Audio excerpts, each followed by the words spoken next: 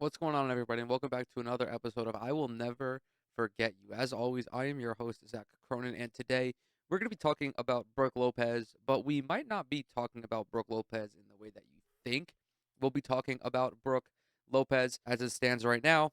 One of the front runners for Defensive Player of the Year is averaging 2.5 blocks per game over the last 10 games for the Milwaukee Bucks, of which they have won 8. But this isn't so much going to be about exclusively where Brooke Lopez is today. This is going to be a retrospective about Brooke Lopez. There's no indication that Lopez is going to retire. He's still very much alive and still very much a reliable basketball player who can contribute to a championship caliber team.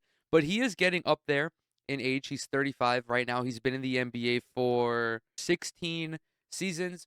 His time is coming to an end. And what I hope happens when Brooke Lopez concludes his career is that his evolution as a basketball player is recognized as one of the most impressive that the league has ever seen.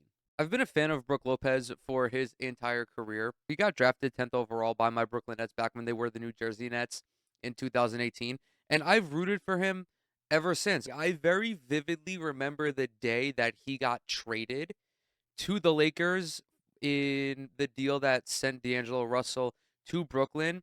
I was with my girlfriend at the time, who is now my fiance. We were going to Moe's, and I was craving a burrito. Sometimes I get these really intense cravings for a burrito, and Moe's was the closest place to us. And we're in the parking lot. I get this Twitter notification. He announced that Russell was coming to Brooklyn and that Brooke Lopez was departing, and I felt very bittersweet. Brooke Lopez is in my top 5 Nets of all time, right up there with Vince Carter, with D'Angelo Russell, with Kevin Durant. I just have a very strong connection to him as a basketball player for his time when he was with the Nets. But the Brooke Lopez then is not the same Brooke Lopez that is playing for Milwaukee today. Coming out of Stanford, Lopez was a very good low post scorer, and that was about it. He was not the 3-point shooter that he is today.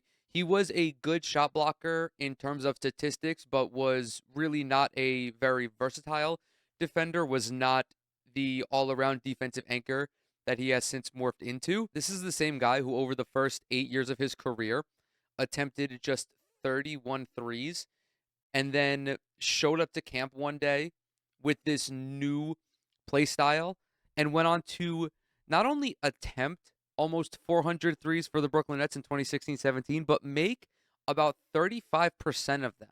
Given the nature of the NBA and given how the NBA has evolved, Lopez could have easily been forced out of the league by the time he was 28 years old if he didn't reinvent himself as a stretch five, which of course he did to incredible success for his career. Now, he is a 34.6% shooter. He's had a couple seasons above 35. He was really one of the true stretch fives to gain a significant piece in a rotation amongst a championship caliber team, and that team being the Milwaukee Bucks. But that's not even the most impressive evolution for him. I think his turning into an elite defender, an elite rim protector, is beyond unexpected. It's very rare to see a guy come into the NBA who is already not a great defender become a defensive player of the year caliber guy. It takes a tremendous amount of dedication. It takes a tremendous amount of film study. It takes a tremendous amount of detail just to recognize the fundamentals that it takes to become an elite defender. This guy was the runner-up for defensive player of the year last year.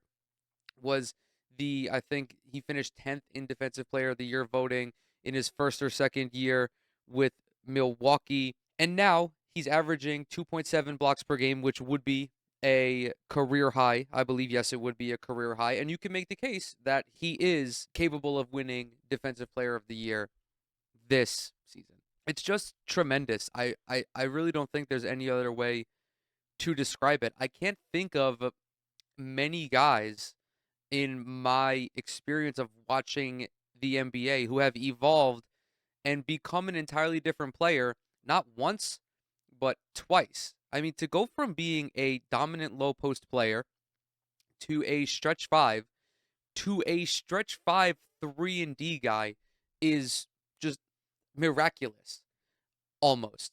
Another guy I think of who's had these another similar type of timeline is Blake Griffin, this guy who went from being almost exclusively a high flyer to later on in his career being somebody who you could run the offense through and was a legitimately good facilitator for the teams that he played on and the offenses that he existed within. I've been thinking about Brook Lopez a lot recently because these years with the Milwaukee Bucks, he has been integral to their success. I mean, him and Giannis on the back end it's just tremendously difficult for teams to go up against. And I don't think that anybody could have predicted Brook Lopez being at this place in his career 16 years later. It really is just a marvelous transformation and one that I really wanted to talk about because I think that this type of stuff needs to be highlighted before the players retire. I remember we did this with Jason Kidd when he joined the Knicks and the Mavericks, a guy who once again was a piss ass 3-point shooter. And then next thing you know, he comes in like 38 years old, still looks like Vin Diesel, and he's shooting 37, 38% from 3. It's it's just great, man. Shout out to Brook Lopez. I will forever love Brook Lopez. He was one of the only players that I could tolerate watching the year that they went 12 and 70. And again, just as a longtime watcher, a longtime follower of his, seeing him reach this point in his career is I'm really happy for him. And with that, I'm going to go ahead and close this video out. As always, thank you guys so very much for coming to hang out with me today. Everything that I'm associated with is down in the description below. Twitter, Instagram, TikTok. Subscribe to the channel. Leave a like on this video if you enjoyed it. Drop a comment as well. It really helps out with the algorithm. If you do any of those 3 things, you will become my new favorite person. And with that, I will see y'all in the next one.